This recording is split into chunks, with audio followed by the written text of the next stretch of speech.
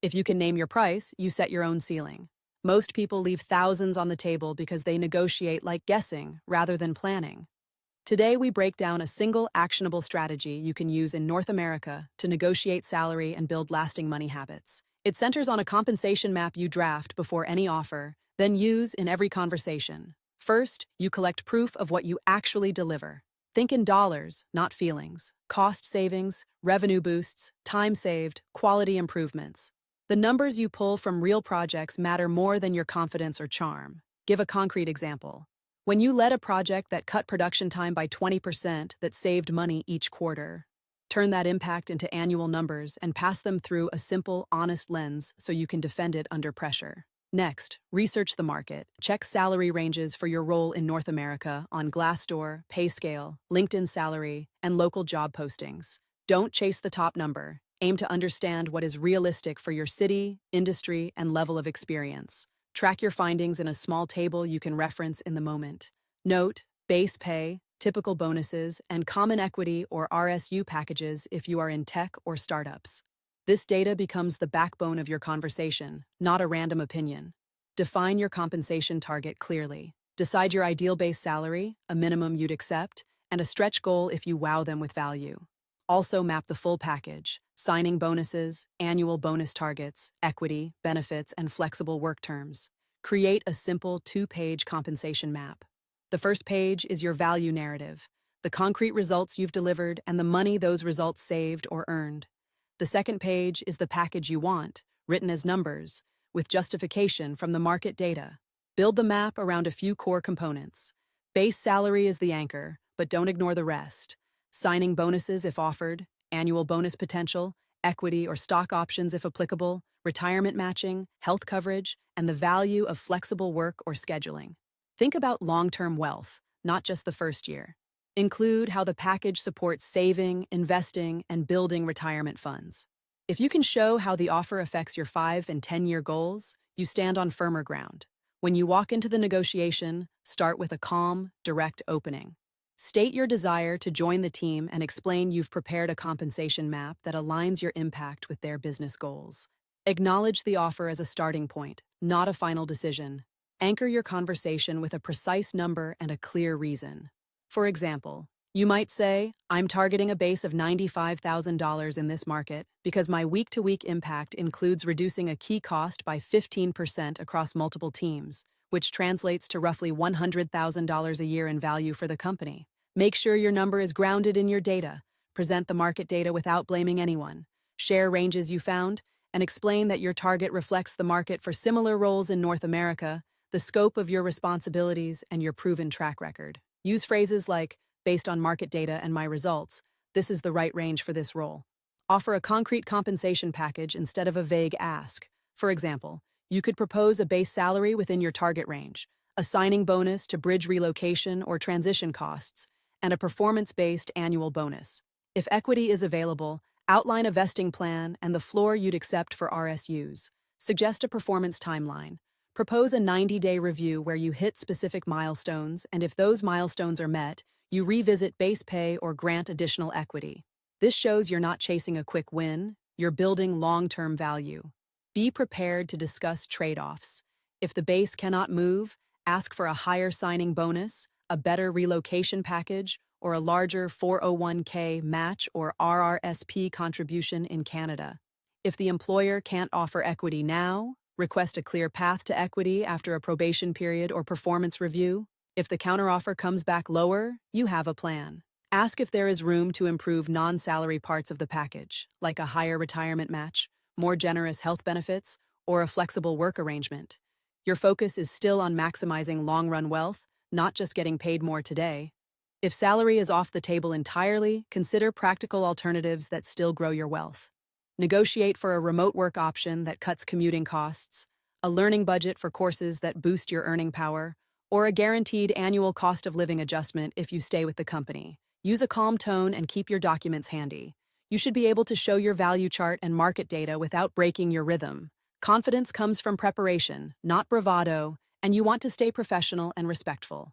A key part of the strategy is to tie salary to wealth-building habits. A higher salary is useful, but you also want a plan for saving and investing that makes the extra money matter.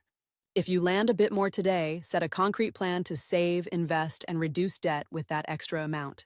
Think about taxes and the cost of living in different parts of North America. A higher salary in a high-cost city can feel the same as a lower salary in a cheaper area if you don't adjust for taxes and living expenses. Bring up how you'll manage taxes and savings as part of your overall plan. Remote work and flexibility can be significant value. If the job allows you to work from home or in a hybrid setup, mention the money you save on commuting, meals, and wardrobe. Translate that into an annual dollar amount and show how it adds to your overall compensation. Signing bonuses and equity have different kinds of risk and reward. A signing bonus helps today, while equity can build wealth over several years. Explain how you value both and how you'd use them to reach your long-term goals. Relocation support or a relocation stipend can be a smart part of the offer in North America. If you're moving, outline what you need, such as moving costs, temporary housing, and a tax gross-up if necessary. It's practical and often overlooked. Timing matters. The best moments to negotiate can be after a successful project, during performance reviews, or when taking on more responsibility. Avoid the peak holiday season or when the company is in a tight budget cycle unless you have leverage. Practice makes the conversation smoother. Rehearse with a friend or write out your talking points and read them aloud. The goal is to sound natural, not rehearsed, and to stay focused on the numbers and your plan. Avoid common negotiating mistakes. Don't bluff about offers you won't take, don't undermine the value you provide, and don't accept the first offer without a counterproposal. Your map should guide you, not a momentary impulse. Bring a concise packet to the meeting, even if it's just a few pages. Include your compensation map, the market data you used, and a simple list of milestones you'll hit in the first 90 days. This shows you're serious and organized. Draft an offer letter email you can send if you prefer to negotiate by email. Open with gratitude for the opportunity. State you've prepared a compensation map, attach the data you used, and present a precise counterproposal with a deadline for a reply. It keeps momentum going. Know what not to say. Avoid phrases like, "I need this amount" or "I deserve more because I've worked here long." Instead, frame your request around value, data, and a plan that benefits both sides. If you get a rejection, respond with curiosity. Ask what would be enough to make the offer work, and request a short follow-up to discuss possible adjustments. This keeps the door open rather than ending the conversation. After you sign or accept, document the agreement clearly. Confirm the base, the bonuses, equity, benefits, and any performance milestones in writing.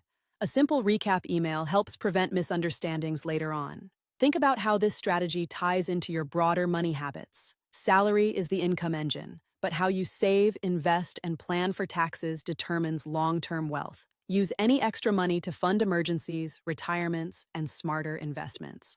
Let's look at a quick example to ground this. Suppose you're in a mid-level software role in a North American city with a market base around $90,000 to $110,000. You bring a 15% time-to-delivery improvement on critical features, saving $120,000 per year in production costs. You present a target base of $105,000, a $15,000 signing bonus to cover moving costs, a 15% annual bonus tied to delivery milestones, and 5% in guaranteed RSUs over 4 years. You also ask for a retirement match and a modest stipend for home internet and home office setup. This package reflects your value, the market, and your long-term plans. Your negotiation should have an easy rhythm. Start with the value you've created, anchor with a precise number, show the market data, and lay out the exact package you want. If you stay calm and practical, you'll feel less pressure, and the other side will feel less pushed. Now, imagine you're in Canada or the United States, and you're negotiating in either currency. You'll want to align compensation numbers with local tax realities and inflation expectations. If your plan includes stock or RSUs, make sure you understand the vesting, tax timing, and potential liquidity events in both countries. Another consideration is what to do if you're offered a remarkable salary in one place, but a weaker package in another. You can weigh the value of benefits like healthcare, retirement contributions, and time off against a higher paycheck. Sometimes a slightly lower base salary with better benefits can be a smarter move for your wealth. Remember, this is about one clear strategy you can apply anywhere in North America.